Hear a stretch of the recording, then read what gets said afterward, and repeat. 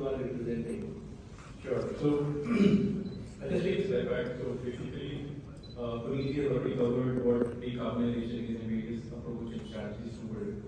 And why we are certainly focused on warehousing and manufacturing, I'm sure you will agree that there is a spurt in warehousing because spurt in the e-commerce demand. The government policies like PLI and Make in India push are bringing more manufacturing facilities in the country. There is a huge spurt in third-party logistics because of NLP and GST compliances. And it's very good, right? We are growing, right? But it is more imperative for us to now build sustainable. So as an individual, I will not speak in the capacity of the company because I am representing as an individual here. As an individual, it becomes more mindful for us to embark on a journey which is more sustainable and which can continue to last for even our generations to use it. Now, going back to one of the strategy, picking up from where Puniji left, I put more emphasis on energy. India has already signed up for net zero 2070, and you see many corporates are coming forward for RE100 in the subsequent years. Now, it has become top of the town. How do you become RE100? What is RE100? How do you ensure that your entire ground power becomes green power? So, I think it's very important for us to understand, and I'll take 10 minutes just to circle back because I believe in looking at these things with a holistic approach, not from part to whole, but whole to part. And I try to connect the dot from where Puniji left. So for me, if you have to start your RE100 journey, first of all, you should understand where you are in terms of your energy consumption, right? So, and I have seen, I will not name businesses, but I have seen case studies and I have witnessed those case studies being part of different consultants under different capacities that I put more emphasis on some basic stuff like micro metering, which is like I have seen warehouses, factories have bulk meters installed in the facilities. They know the overall consumption, but they don't know where they spend, how much they spend on lighting or HVAC or process or so on and so forth. I mean, these meters become performance appraisal systems like your employees in the company. You should know where you should harbor on in terms of what technologies you should invest in and where you should invest in so that you become energy efficient. The second piece to understanding where you stand and you rationalize your energy consumption. To my understanding with the limited knowledge and experience I'm saying this, I don't see there is any EPI or energy performance index for warehouse as an industry. Like my friend Manish mentioned about PAT scheme, which is very good. So I urge Ishrae and also my fellow organizations sitting here that for warehousing, unless and until we come up with a PAT scheme, we all should come together, discuss openly, because it's not a competing effort. It has to be a collaborative effort if we want to support India's vision of net zero 2070. So we can work together, we can create a framework which will help us decide how much of a warehouse should spend on energy, so to speak. And obviously energy is the heart of any manufacturing unit or warehouse. The third important critical piece is, I think, is the design thinking. So what I mean is, organizations should build a culture of adopting designs or products looking at the total cost of ownership or life cycle approach. Without which, I mean, some diseases may look like very capex intensive in the first go, but if you look at the overall year of the project or the life of the facility which you are creating, it makes a lot of sense to to decide between whether you should put LED lights or maybe conventional lights or maybe IoTs of the things or maybe motion sensors or maybe selecting your HVAC system between air cooled, water cooled or so on and so forth. I mean, if you look at the total cost of ownership, some decisions will start making sense to you than just going for primitive approaches. And I think with this, and I'm very confident with all of these approaches, I'm very certain that the energy optimization can happen. However, there is one more critical bit to it is people, the behavioral change. And I think that's where also the corporate and individuals have to come together to take the ownership, to develop a sustainable mindset. The organization should put more emphasis on people going for courses from IGBC or USGBC so that they understand in terms of energy management or sustainable practices, so on and so forth. And they should create a culture of reward wherein people are being rewarded for implementing sustainable strategies, thought process from factory floors to their individual desks.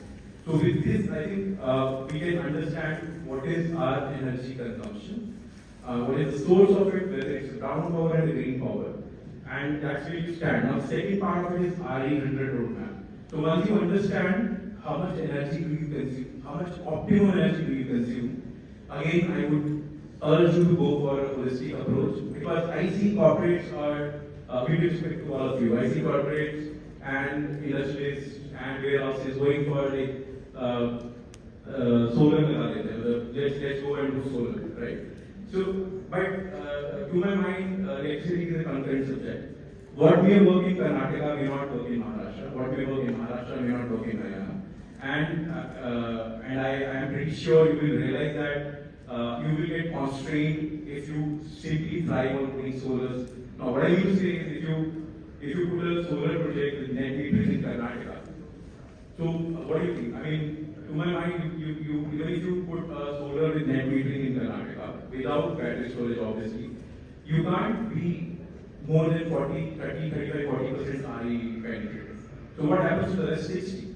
Let's say you want to now group captive, but Karnataka doesn't allow for net metering and group captive hand in hand. So you would have to give off the net metering, come behind metering, and then you lose on certain deemed this thing. So there are various approaches to RE100. One is the basic is rooftop solar or maybe on-site, off-site. Then open access, which is like it could be group captive or third party. Then there are instruments like IREC, which I personally don't advocate. These should be the last resort. Given these are being purchased by virtue of your capital. So you don't actually put efforts to generate renewable power. Then there are instruments like which are taking pace in India, and to my knowledge, there is only one company which is signed up for them, which is your VPP and FSA, virtual power purchase agreements and financial support agreements. And with this, I would slightly dwell on the two instruments which I think are going to take the lead in coming time. One is group captive open access. I can't cover all the instruments in detail, but yeah, group captive open access is something where if you are willing to spend capital of the overall project or of the overall capacity which you are putting up, you need to spend 7.8% of the capex. And then I will not quote projects, but then there are use case studies which I have gone through and I have been part of in the past. Let's say if you have to put up these are just approximate numbers, if you have to put up a 2 megawatt group captive solar plant, you would have to invest close to 50-60 odd lakh rupees, which means you will break even this cost in 7 months. It's a long-term PPA for 25 years with a what you call binding time is 5 years, and the next 4 years you will save 3 crore, at least 3 crores on the utilities, which is a big number.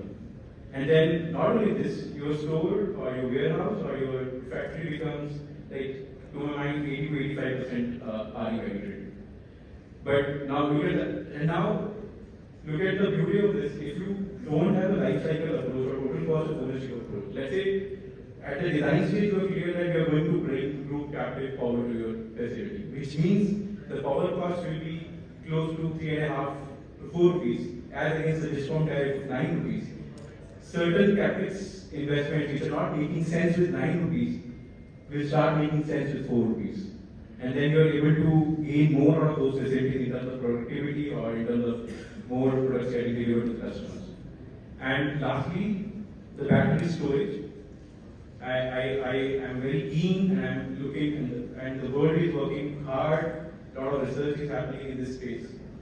Today, on an OPEX model, if I say, Maharashtra is the only state given the discount tariff to the tune of 40 to 60 rupees. We have a business case, we have a use case of one of the companies or warehouses which is 96% renewable. It's a combination of rooftop solar and battery storage, and it's under execution. And that warehouse of that e-commerce company will be 96% of renewable power, because there again you need to understand holistically there are policy constraints. There is a time of day where like from 6 to 10 p.m. you can't consume solar power, or you can't offset that power with the solar. But definitely you can offset that power with a stationary storage solution. It's nothing but a battery storage solution, and you become 96% renewable. So with this, I think these are a couple of live examples which I gave you. So my only urge to all of you is to be mindful and have a holistic approach towards the thing. And it's with individuals and the companies or the corporates coming together that we can build a sustainable future. Thanks a lot.